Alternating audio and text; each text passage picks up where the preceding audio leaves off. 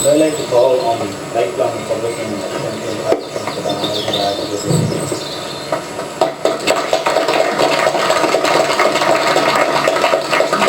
Even with Council there in Aghyaran, I feel privileged and proud to be here today to say a few words to you. On the 77th anniversary of the historic Easter Rising of 1916, we have gathered at this sacred spot to pay tribute to the memory of those brave Irish men and women who so many years ago rekindled the flame of noble resistance to the British occupation of our country. It is fitting that this ceremony to be held today at the graveside of another noble young Irishman, Joseph Connolly. He was a volunteer in Aghyaran, died on the 6th of February 1989 from wounds received on active service. We also remain conscious of the fact that this cemetery is the last resting place of volunteer Seamus Hardy, Paddy Shanahan of Sinn Féin, and veteran Republican John Philip O'Donnell. It should be noted that this year also marks the 20th anniversary of the death and premature explosion of volunteer Seamus Hardy and his comrade volunteer Jeremy Glynn, a tragic event which will probably be commemorated this year.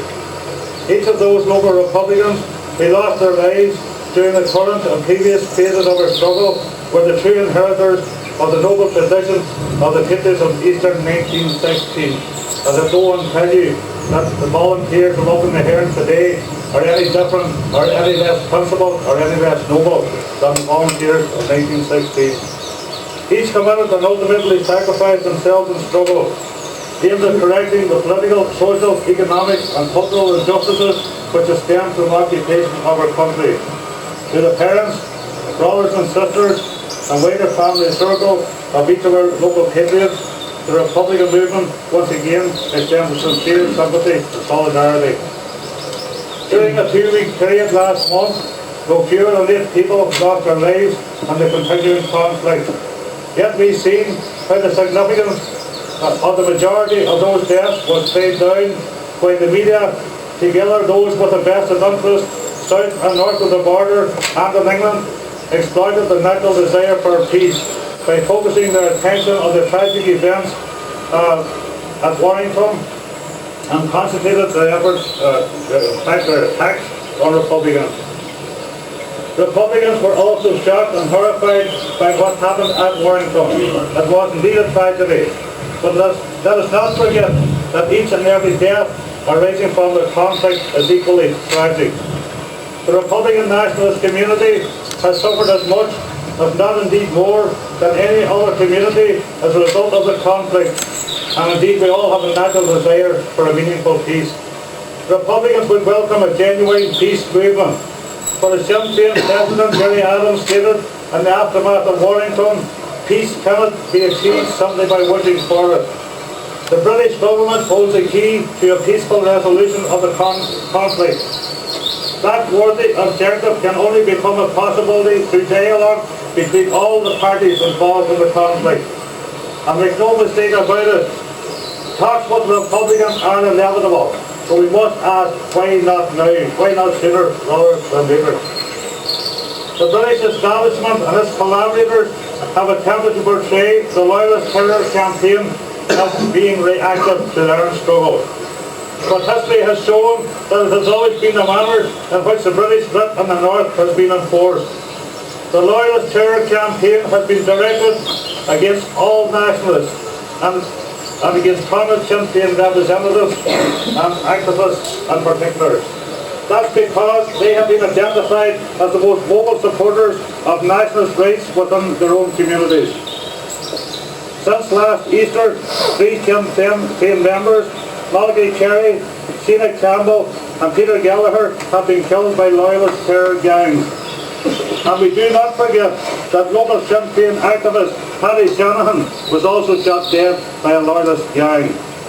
Such killings are not solely the result of the activities of maverick elements within the RUC and UDR. They are in fact the result of blatant collusion between the British establishment and Loyalists, which has always been an integral part of British government policy towards the North.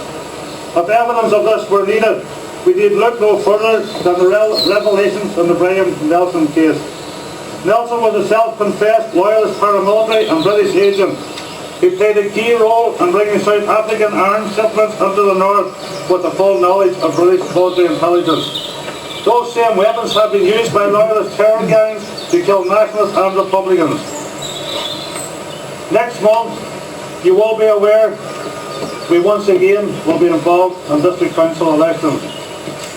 It will be recognised that through their involvement on councils, Sinn Féin representatives have been to the fore in exposing the blatant bigotry that's inherent in political life in the north, and not only that, but also exposing the weakness of the SDLP.